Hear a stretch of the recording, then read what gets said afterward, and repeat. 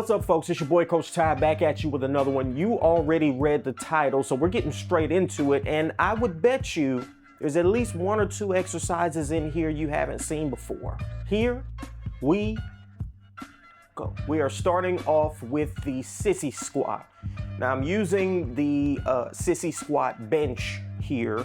Now the great thing about this is you can get pure knee extension while keeping your shins vertical with this. So you get a very long range of motion at the knees. So this is probably my favorite quad exercise. And you see me using a dumbbell here in a goblet position. You should be progressively overloading with all of these exercises, this one included. This is another variation.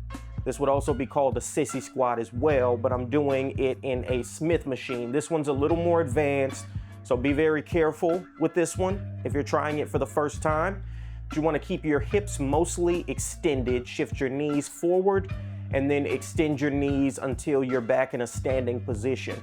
If you want to turn up the heat a little bit, you can also stop just short of fully extending the knees, so that way you can keep some tension on the quadriceps. Now we're moving on to the Bulgarian Split Squat.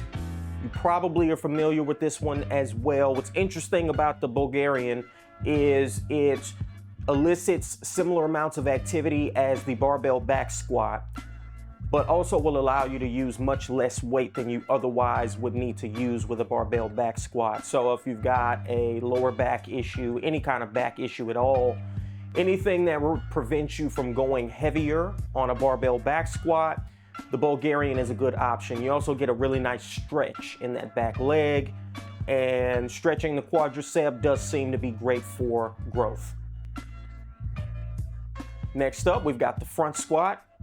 Now, I like the front squat a little bit better than the back squat. That might be abnormal. It probably is abnormal, but it helps me keep my upper body more upright.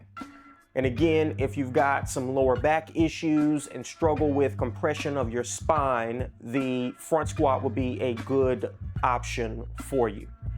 You also get plenty of glute work from this one, as well as quad work.